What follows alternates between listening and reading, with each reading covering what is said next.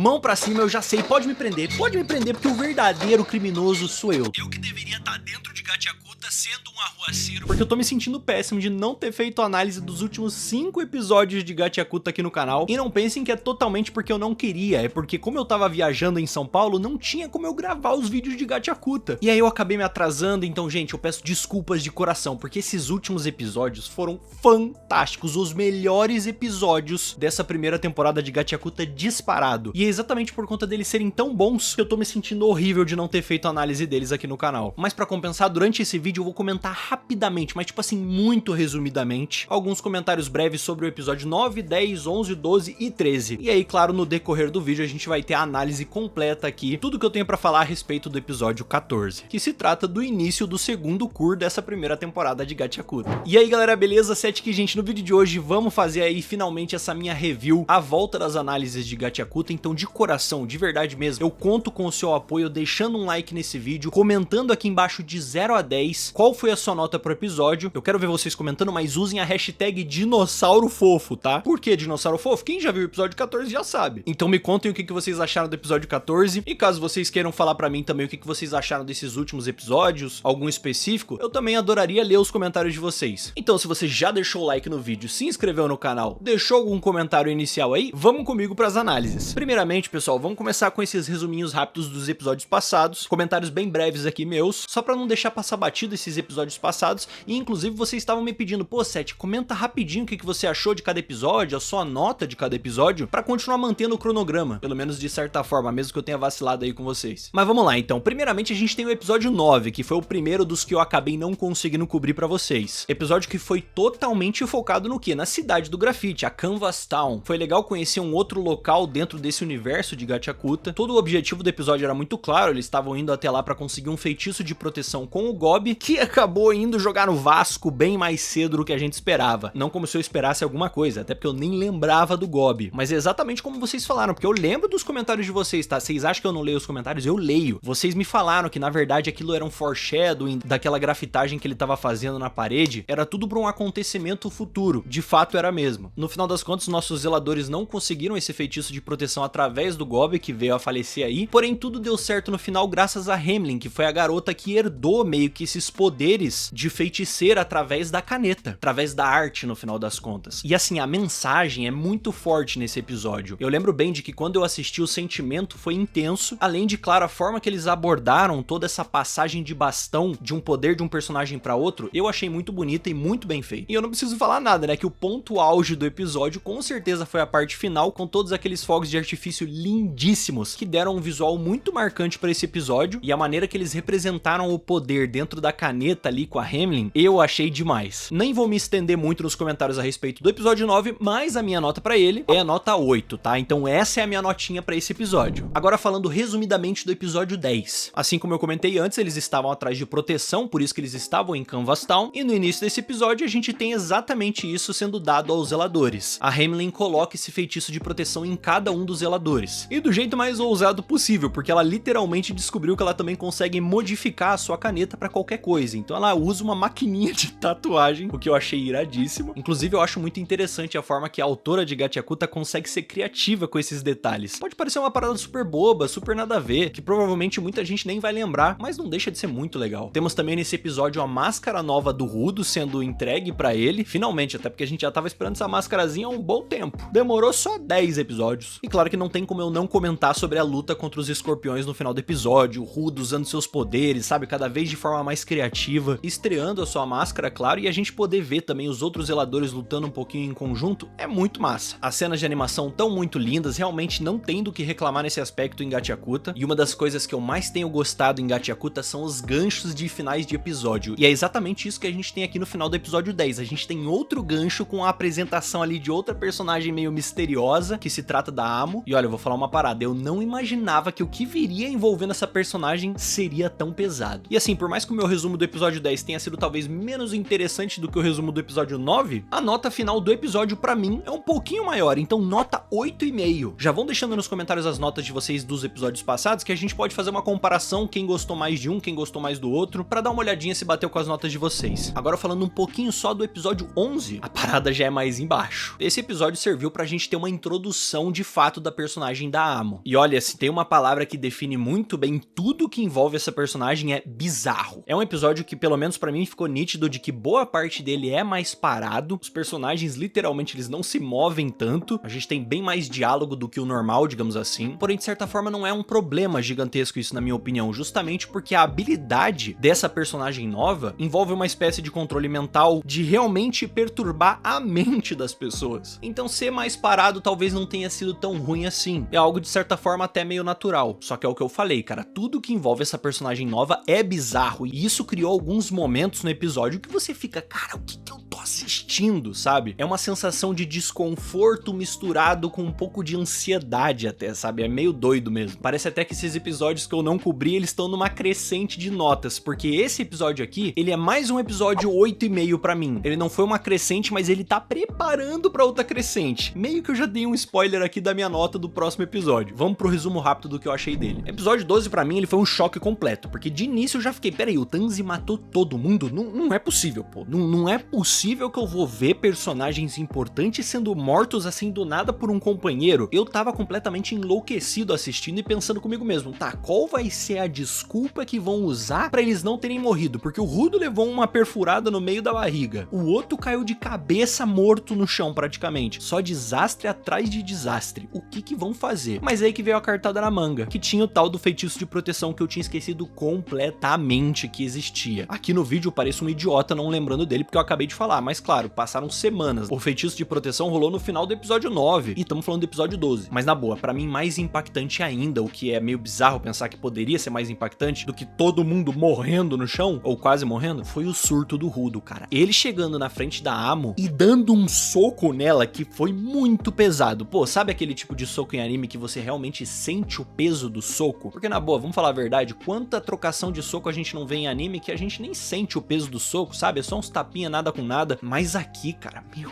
Deus do céu, deu pra sentir o peso da mão do Rudo encostando no rosto da mina. Foi chocante, foi pesado, foi um verdadeiro momento intenso. E saber desse lance que envolve uma suposta maldição dentro do Rudo, cara, eu não sei mais o que esperar. O anime tá me surpreendendo de uma forma muito positiva. E é interessante também ver o crescimento do personagem do Rudo no próprio final do episódio, naquela conversa que ele tem com o Engin, dele próprio percebendo as coisas que ele fez de errado. É justamente como o Engin fala pra ele já teve que ter outra pessoa ajudando ele a perceber as suas próprias falhas, enquanto o Rudo, ele mesmo percebeu elas. Ele sacou o que ele já fez de errado e não precisou que ninguém falasse nada pra ele, e isso demonstra um crescimento, mesmo que seja contraditório com ele próprio falando que, eu não mudei nada, ainda continuo sendo um moleque. Em partes é verdade, mas não totalmente. Esse episódio 12, ele conseguiu crescer um pouquinho na nota, como eu falei pra vocês, que tava nessa espécie de escadinha os episódios, pra mim foi nota 9, justamente porque ele consegue ser mais intenso em diversos aspectos, tanto nas questões do Rudo, quanto nessas questões todas da Amo, e essa parada de coisa ruim crescendo dentro do Rudo, cara, ao mesmo tempo que eu fico, pô, Rudo, não seja assim, tem um outro lado de mim que fica, isso aí, eu quero ver o circo pegar fogo. Não sei se vocês têm um sentimento parecido, então já deixa nos comentários que eu quero muito saber. Agora vamos pro último dos resuminhos, dessa vez do episódio 13, que na boa eu tenho que tirar o chapéu, mesmo que eu não esteja usando um chapéu. O que eu fiquei sentido, assistindo, desconfortável ao mesmo tempo também, vendo toda a infância da Amo, é uma parada assim que você precisa, sabe, parar um pouco, respirar, porque tem alguns momentos que são de tirar o fôlego literalmente. Gente, eu tava assim esperando um passado meio esquisito, meio perturbado da personagem, até porque olha o jeito dela, cara. Era de se esperar que viria alguma pancada aí na história dela do passado, mas eu não tava esperando nada disso. É um nível de passado pesado que, sabe, se tivesse uma tier list, ela provavelmente estaria ali bem em cima. Menina foi vendida pela própria mãe, e ainda por cima era abusada pelo maluco. Toda essa parada desse doido que comprou ela, usou dela e transformou ela numa espécie de objeto, sabe? Quase como se fosse uma Rapunzel ali morando nessa torre. É exatamente a palavra que eu falei antes. Bizarro, não tem outra palavra pra definir isso. É horrível, tenebroso em todos os sentidos possíveis. E o mais inacreditável é que no final das contas, o cara que assassinou o pai do Rudo, aquele maluco mascarado, tá ali conectado com a história da Amo. Nossa, na boa, eu fiquei, sabe, me segurando no momento que eu vi que o maluco tava ali realmente, o mesmo cara que ferrou a vida do Rudo. E é curioso ver a forma que a Amo enxergou ele a todo momento, como se ele fosse um anjo, claro, exclusivamente por conta das asas, e também porque ela tava pirada na cabeça, mas não tem como. O peso desse episódio foi uma parada diferente de todos os outros episódios que a gente teve até então em Gachakuta, que sim, já tiveram momentos muito intensos, momentos de partir o coração, mas o que rola com essa personagem, cara, olha...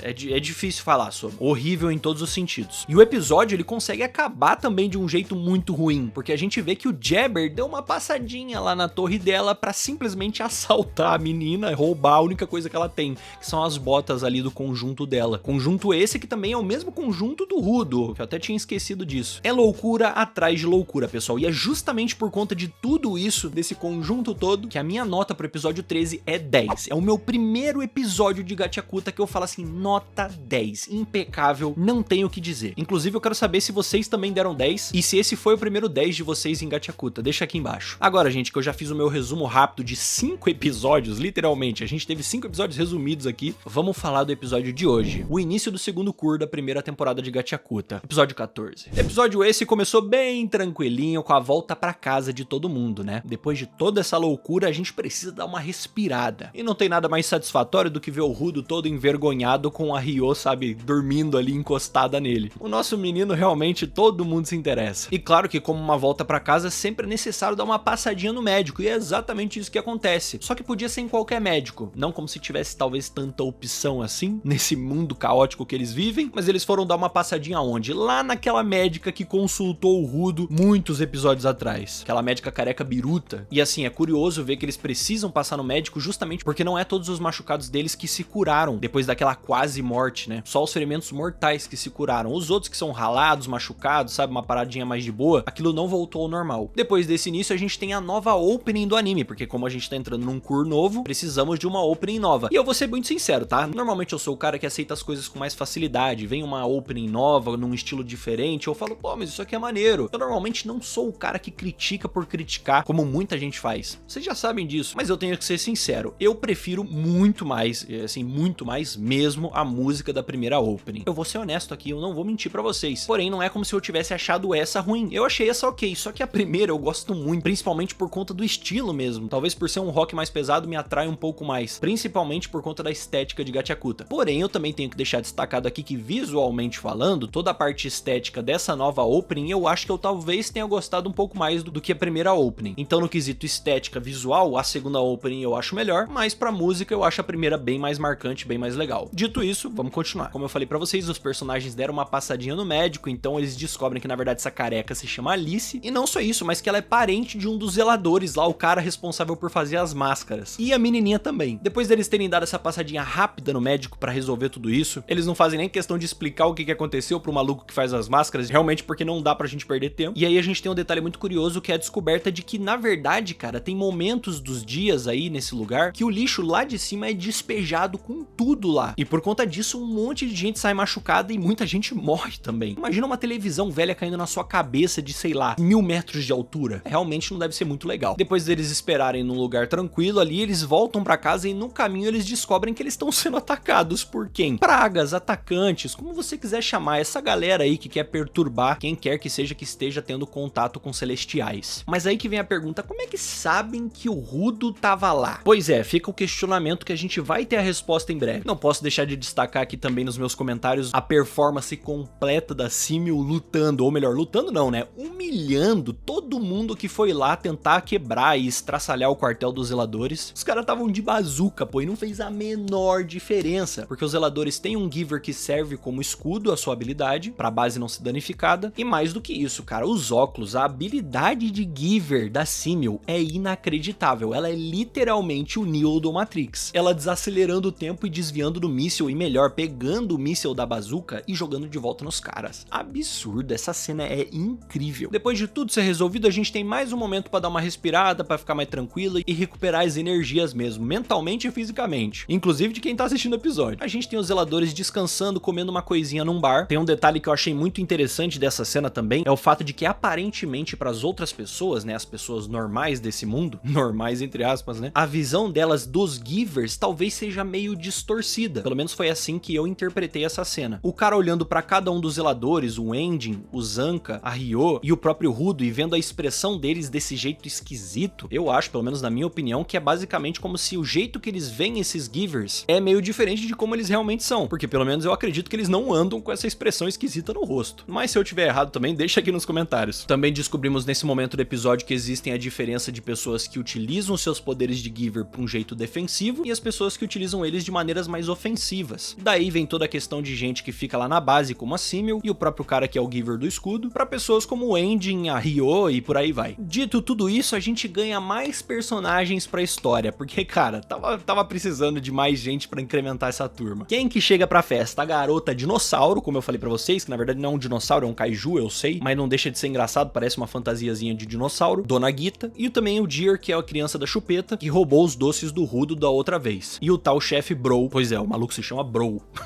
Meio esquisito, mas tudo bem. Só que aí é aquela coisa, meus amigos, quando tudo parece muito calmo, é aí que você sabe que vai dar alguma cagada. Isso se comprova na maioria das vezes nos animes shounen. O Rudo vai ali pro canto meio irritado e com quem que ele começa a conversar? Com um estranho, de capuz, nem um pouquinho suspeito. E na hora deu pra sacar que era um maluco se fazendo de doido. Quem que era o encapuzado? Pelo amor de Deus, era o chefe dos arruaceiros. Eu falei que ia dar cagada, eu falei que ia dar merda, eu falei. Na hora que esse maluco revelou ser o chefe dos arruaceiros, a primeira coisa que eu fiz foi, meu Deus do céu, na minha cabeça eu pensei isso, pelo menos, né? Rudo, dá um soco nesse desgraçado, por favor, por mim. Tudo que eu consegui sentir naquele momento. Ou que ele tentasse fazer isso enquanto ele avisasse o Ending, mas não precisou avisar o Ending. Todo mundo percebeu a cagada e todo mundo foi pra cima ao mesmo tempo. E aí a gente tem uma cena fantástica, porque não só o chefe dos arruaceiros estava ali, a menina Giver do bueiro também tava. E é justamente graças a ela que rendeu uma das cenas mais legais do episódio, porque ela coloca o bueiro atrás do cara e quando o Rudo dá o soco dele atravessa o bueiro. E aí automaticamente o povo, quando tenta segurar o Rudo pra ele não ser sugado pra dentro do bueiro, todo mundo é sugado junto e jogado desse outro lado no que parece ser, sei lá, um covil deles. É, meus amigos, não tá fácil ser zelador. A gente literal termina o episódio numa cena que é um clássico de qualquer anime, de qualquer obra de lutinha. Um time de frente com o outro. Vingadores, Capitão América Guerra Civil e qualquer anime shonen que você possa pensar, porque sempre tem um momento desse de um time contra o outro. Zeladores versus arruaceiros, rapaziada. Que maneiro. E olha, como eu sempre falo pra vocês, eu realmente tento ser bem coerente com as minhas notas. Se eu acho um episódio melhor do que o outro, eu vou dar uma nota melhor pra ele. Se eu acho o episódio pior, vai ser uma nota mais baixa. É óbvio. E eu tô realmente pensando, eu sei que esse episódio é mais fraco do que os últimos, apesar de ele ter momentos muito bons. Esse momento final, ele é muito massa, deles ficando frente a frente um contra o outro. O momento da Simil também é iradíssimo, mas assim, o resto do episódio ele foi bem tranquilo, então eu tô muito nessa de, será que eu dou 7,5 ou 8 pra esse episódio? A minha ideia inicial era dar nota 8, porque ele não é um episódio ruim, mas será que 8 talvez não seja demais? Eu não sei, cara. Eu vou fazer o seguinte, pela primeira vez, como eu realmente tô muito indeciso, eu vou dar duas notas em uma só. Eu vou pedir pro meu editor deixar aqui 7,5 ou 8, porque eu realmente não consegui me decidir ainda, então vai ficar meio em aberto. Vamos ver se vocês não me ajudam a decidir nos comentários. Gostei do episódio, mas ele acaba sendo mais fraco do que os últimos, ainda mais depois de ter vindo de um episódio nota 10, é sempre muito difícil de manter o embalo aqui em cima, mas sem nenhum problema, tá? A gente ainda tem um longo caminho pela frente com esse segundo cur de Gachakuta, e eu tenho um pressentimento, um leve pressentimento, de que a gente ainda vai ter vários episódios nota 10. Eu comecei a ler o mangá, mas eu li muito pouco, já peço pra você deixar nos comentários, será que eu posso manter minha expectativa boa, ou é bom eu dar uma maneirada? Eu quero muito saber a opinião de vocês, pessoal. Bom, eu queria pedir novamente desculpas pra todos vocês por ter ficado essa semana sem trazer as análises de Gachakuta, vocês me cobraram muito nas redes sociais, eu realmente não queria ter ficado esse tempo parado, mas agora oficialmente nós voltamos. E não esqueçam que a gente tá cobrindo vários animes no canal, então eu conto com o apoio de vocês. Não esqueçam do like, de se inscrever no canal. Então é isso aí, galera, eu vou ficando por aqui, um abraço, até mais e falou!